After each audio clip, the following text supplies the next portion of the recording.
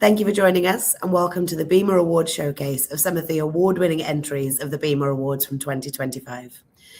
The BIMA Awards are the UK's longest-standing and most prestigious digital and tech awards. They were established in 1985 and they've set the gold standard in digital excellence for 40 years, recognising the work in British digital that pushes boundaries and creates real impact across business, culture and society. I'm Steph Parry. I'm the MD of Jellyfish UK and Ireland, and I have the pleasure of being on BIMA Awards Council and interviewing one of the award winners from last year today. So welcome to David. Great to have you with us, David. Would love it if you can quickly introduce yourself and your role on the project, a Wee Scoosh that won big at the BIMA Awards last year. Cool. Well, hi, Steph. I'm David Craik. I'm the CEO, the founder of Bright Signals. Bright Signals is a creative and technology agency based in Glasgow, around 50 people. And my role day to day, and in this case, for this particular project, tends to be as a planner or a strategist. So trying to uncover an insight of some kind and help the creative team get to a solution that's interesting and original, but effective, of course, as well. Lovely. And shout out to David, who is back from 3 weeks at the World Cup and has made time for this today. So thank you very much. Before we go any further, let's take a look at the work. Noses. Bit weird, aren't they? But did you know they're vital in the fight against flu? The flu vaccine is the safest and easiest way to help protect your child. And it's completely painless. All it takes is a wee scoosh up the nose. Flu can be serious, so look out for your child's letter in the post or from school, and help beat flu with a wee scoosh.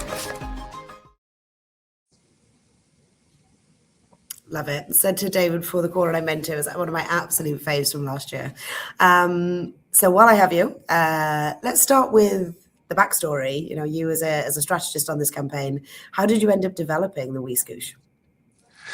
So, Bright Signals historically had done not a huge amount of public sector work until recent years. We'd mostly worked with kind of FMCG brands and booze and so on. We then won a place on a couple of the Scottish Government's agency frameworks, which led us to be able to bid for this campaign. And I think actually approaching it was a bit of naivety, again, having not done a ton of public sector work. It was maybe a bit of an advantage here, as you saw in the work just there. It's not what you might typically expect, I guess, from a traditional public health information type campaign, certainly visually. So that naivety maybe was a good thing for us. And then, the context to the work and to the brief. So Public Health Scotland was the client. They are the body that promotes health and wellbeing alongside the NHS in Scotland. And the objective in this case was to drive uptake of flu vaccines amongst young children. So sort of really young, 2 to 5 years old. Obviously, flu can be really, really serious for the wee ones. So that was key, and the decision-making audience was parents, of course. In this case, they had to give consent and had to take the kid along to be vaccinated. Gotcha. And it's an interesting when you talk about the naivety piece, because there's a freshness that comes with that, right? Like if this is a new sector for you beyond FMCG and booze, which we all know well, I would love to understand kind of how you got to insights that shaped the work. Like, how did you get there? Where did you gather them? One good thing about this world is that there is a lot of research and science out there. So it was desk research read for us in this case. We did loads and loads of desk research. There's loads of studies out there. There's loads of behaviour change case studies. There's loads of behaviour change models. So we drew upon all of that. I think in this case, the key thing we were trying to get our head around was, again, by way of a piece of context, this campaign ran against a backdrop, as we all know, of kind of increased skepticism, hesitancy around vaccines on the back of the pandemic.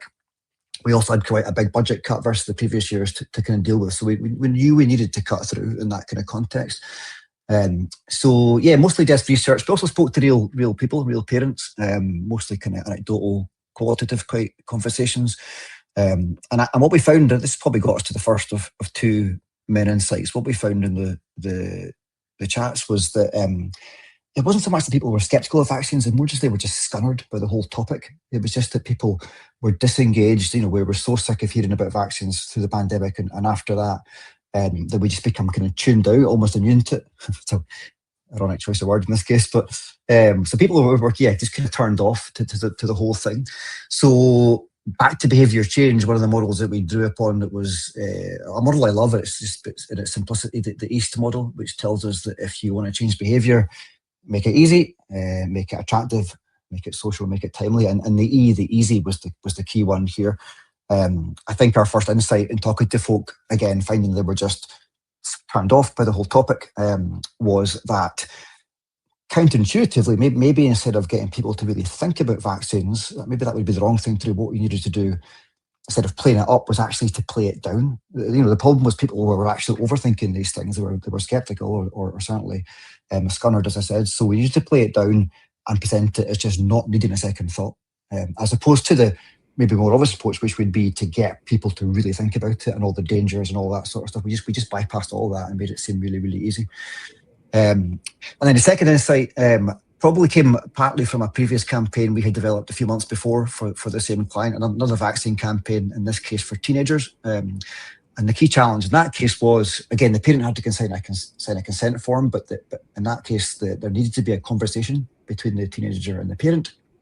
And as anybody who's got a teenage kid will tell you, you're lucky to get a grunt every minute of conversation. You mean so that was the key challenge there. And what struck us in that case was that there is a place where families talk these days, maybe more than ever, which is the family group chat.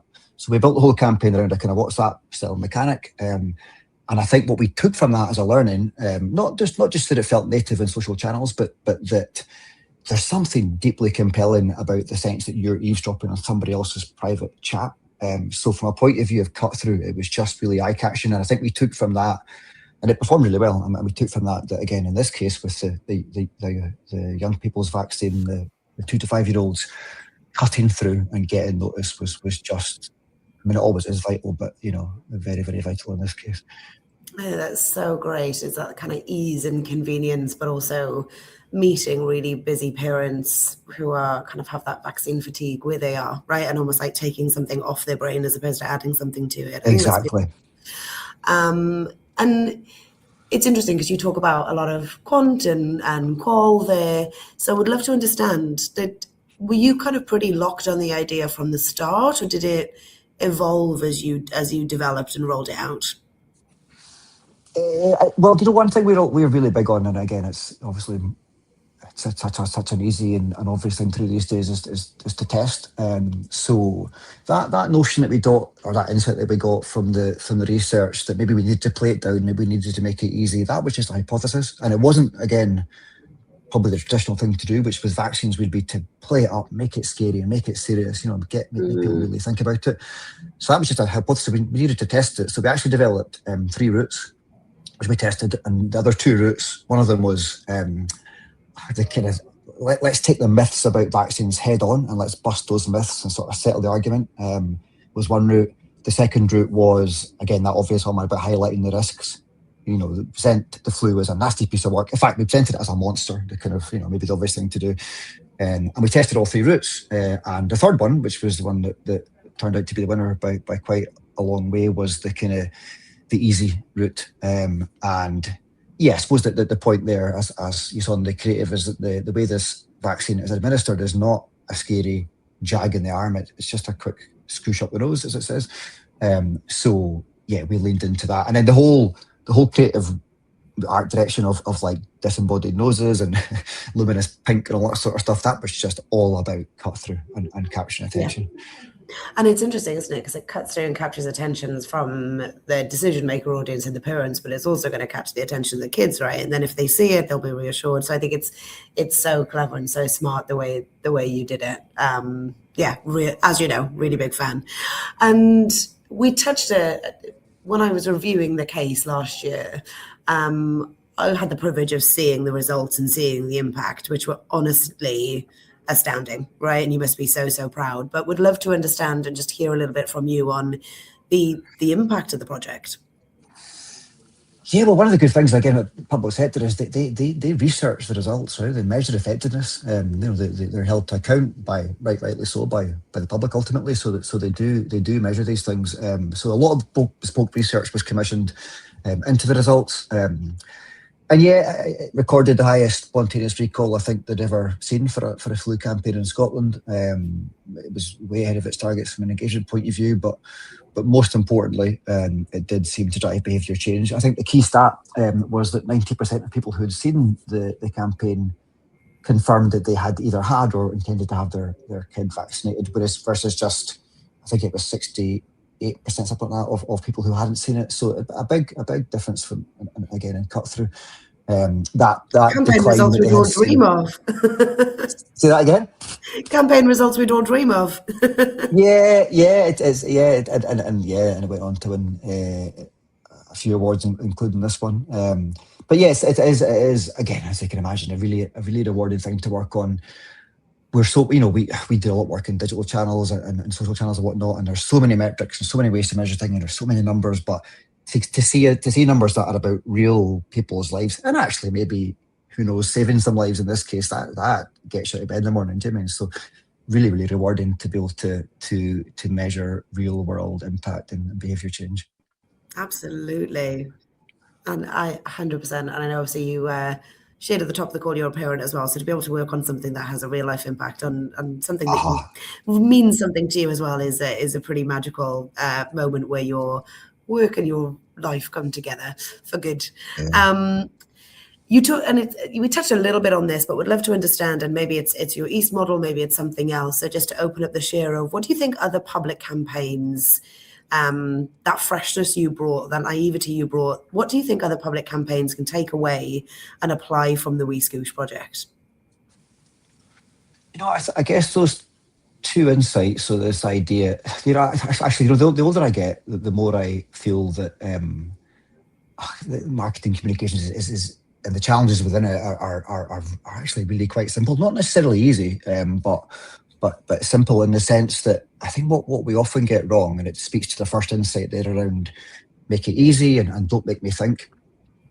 People like Les Bennett, amazing planner, strategist type people, talk about the thinking myth, and I think it's the older I get, again, the more I think this is the be all and end all of everything. That it's so easy to fall into the trap of thinking that audiences care about brands and think about brands as much as we do, whereas in the vast majority of cases, they really don't give a shit. Do you know, there are some cases where there are some outliers where there's real passion for brands, but in most cases, particularly things like vaccines, people are not interested. They're interested in their mates. Or actively avoiding it in some cases, right? To your point, fatigue, exactly. Or like not wanting to engage, yeah. Exactly, and decision making is gut feel, right? It's kind of subconscious. So, and it's the same with brands, like we tried to do in this case. The trick, in many cases, is not to fall into the trap of trying to get people, or to kid yourself that you can really get people spending time with your brand, thinking about your brand, but instead present communications that work on that kind of implicit, instinctive, easy level. And then the second thing, again, speaks to the second insight here, the point around cut through. It's just the attention. I think ironically, we don't pay enough attention to attention. In the conversations we have with clients, it's often predicated on this notion, or this delusion actually, that what we're finessing and perfecting is being looked at by somebody. But in many cases, that's where you don't even get that far, right? I remember reading a study, I think it was by Lumen a few years ago, that 91% of digital ads are looked at for less than a second. And of course, if you're not noticed, then everything else is academic, right? So yeah, I think this is a good example of those two things, right? Don't make me think, and make sure, don't mess about when it comes to capturing attention, because you probably won't get noticed if you do. Two beautiful lessons there that I'm not even going to paraphrase. I'm just going to say, amen. Now, you mentioned some awards, so I'm going to toot your horn there a little bit. You didn't only win the campaign for gold in health and wellness category, and you won silver for campaign of the year at the BIMA Awards 2025. Bright Signals also won the coveted agency of the year BIMA Awards, so huge congratulations. What is your approach to awards as an agency, and what makes a good application? I write a lot of award papers, or not a lot, but I write several every year for sure. And one thing I've maybe learned over the years, I don't know if this is, I've judged a lot of awards as well, actually, and I think sometimes people write an award paper almost like a tender, right? It's quite formal, and I think an alternative approach is to just treat it not so much as the tender, but treat it as the campaign. Like build in, think about cut through, think about getting remembered, building personality, storytelling. I think these things, obviously you need to have the facts, and you need to not downplay those or bury those. But I think having a bit of personality, finding the tension in your story. In this case, the tension was probably that kind of vaccine and skepticism backdrop, and how we were going to overcome that, and really dial up that drama in the way that you would if you were making something that is for an audience. To think of the judges as your audience, right, and getting noticed, be remembered, make them feel something, I think is the way I try to approach it these days. I 100% agree with that, and I think get noticed, be remembered. But it is the power of that storytelling, isn't it? I always say when I'm judging awards panels or writing entries, it's like you're consuming, kind of similar to what you were saying about how much information and messaging consumers consume. Like when you're judging awards panels, like you have an incredible amount of case studies that kind of follow the same structure because everyone is answering the same question. Like, seduce your judges a little bit, right? Tell them the story, get them excited, is such a big thing. And I think that's where the craft of having a really strong idea that you kind of can rally around at the center and bring that to the forefront is a really, really brilliant thing. Thank you. One final one for you. What advice would you give to anyone hoping to win a BIMA award this year? I guess, back to that same point around storytelling. I always try and give a bit of, there's always, space is always a challenge, right, when you're writing on a word paper, but I always try and give a bit of space to the context at the start. Don't assume the reader knows anything about your client or your agency or your campaign. They've probably never seen it, certainly in the case of this one. So that context piece right to start for me is where the storyteller starts. That's where you set up the tension and set up the drama, and then the conclusion. I always try and again keep some space for sort of sharing the love, sharing the learnings. Like, what does it all mean? What can we take from this as an industry? I think is important. That's why awards exist. But yeah, I think I do think context is a really, really key thing. If you say in an awards paper, we grew banana sales by 20%, like that on the face of it sounds good, and it is good probably, but adding more context, like in the banana sector, the average sales decline was 7%, and with no increase in spend, we grew sales by 20%. That level of context really helps a judge understand why it's good, and what good looks like in your particular case. So, but yeah, don't treat it like a formal business paper. Treat it like a human-to-human piece of communication. That would be my main piece of advice. I love that. And kind of hug people in, explain your why. Don't assume that they know anything. Storytell it really powerfully. Keep it human. I'm going to build on one, but I got asked a question last week that I really enjoyed, which was, if I had to explain my job to a 7-year-old, how would I do that really simply? And I think there's something, the people who are most wrapped by stories are children, right? So if you're telling your story to somebody who doesn't know it, but you're trying to drive excitement, maybe put on that kind of child imagination lens as well, I think is always the funnest award entries that I read. A huge thank you, by the way. I really, really appreciate you taking the time and sharing your story. It was brilliant work. I look forward to seeing more Bright Signals work, no doubt, this year in the BIMA Awards.